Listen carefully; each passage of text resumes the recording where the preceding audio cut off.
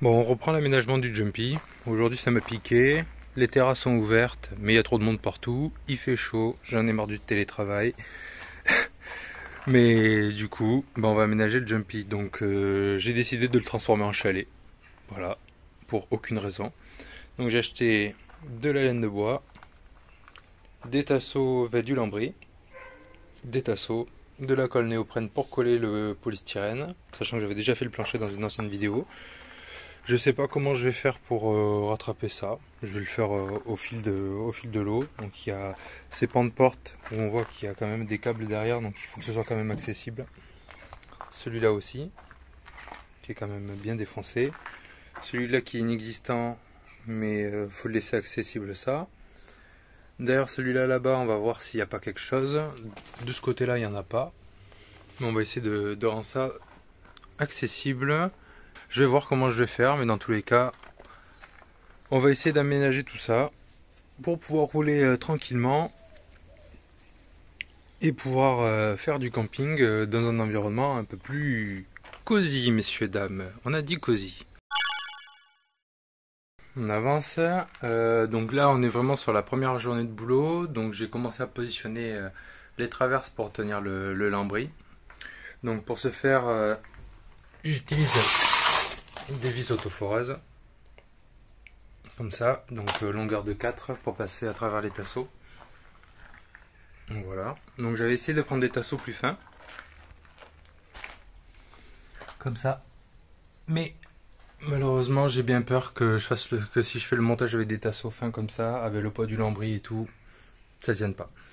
Je sais que je vais faire de l'éclairage, mais il faut que je laisse quand même des gaines en réserve. Donc je vais quand même attendre totalement d'avoir l'éclairage pour fixer le plafond. Au moins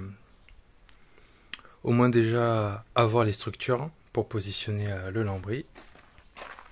Cela globalement, vu que le Jumpy, le Jumpy L2 est un Jumpy quand même avec un plafond assez plat, je vais pas avoir trop de mal à positionner une lame complète.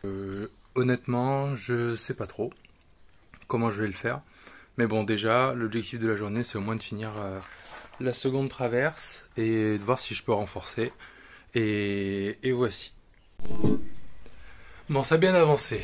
Donc, comme vous pouvez le voir, on a mis la traverse en face. Hop. Je rentre dedans. Donc, on l'a bien fixé partout.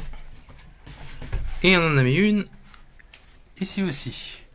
Maintenant, ce que je vais faire, c'est que je vais isoler avec du liège. Hop. On saute. Ce que je vais isoler avec du liège en haut pour la conductivité thermique, comme ce que j'ai fait pour le plancher. Hop. Et après, on mettra la laine de roche. Donc, il faut pas oublier que, là j'utilise donc de la colle néoprène, tout ce qu'il y a de plus standard. Et il faut pas oublier que pour que la colle néoprène, pour la blague, il faut d'abord l'appliquer sur le support, la laisser un peu sécher, l'appliquer sur l'autre support, et après ça colle. Sinon, ça colle pas comme une colle standard.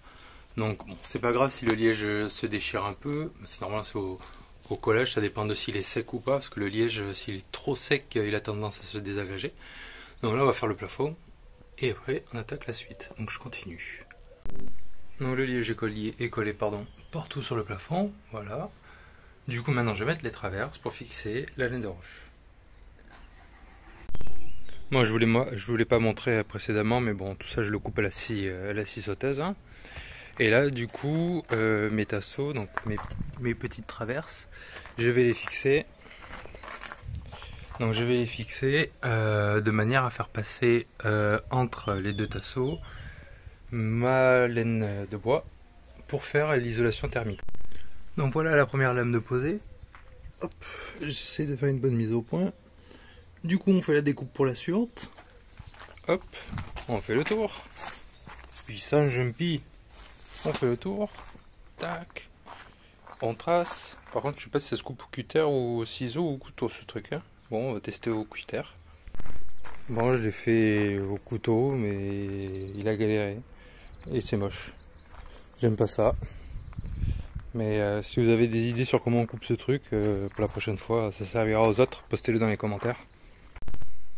Bon, l'avantage de la laine de roche, c'est que ça garde pas comme la laine de verre. Donc, j'ai pas fixé encore. Là, j'ai fait tout un croisement pour bien fixer la laine et les tasseaux, que ce soit bien plaqué contre le plafond pour finaliser l'isolation. Donc je vais visser tout ça et après on passera à l'habillage du plafond. Sachant que du coup toutes mes gaines qui pendouillent, je ferai des trappes d'accès. Parce que pour le moment, comme je vous l'ai expliqué, la lumière, j'y ai pas encore fait. J'ai commandé, mais j'ai rien reçu encore, vu que la Chine, hein, les gars. Ouais, je tâcherai de vous mettre quand même le récap de combien ça m'a coûté tout ça, ce qui est mine de rien largement moins cher que si j'avais commandé les panneaux. Et en plus de ça, c'est isolato. Donc c'est parti pour la vissation.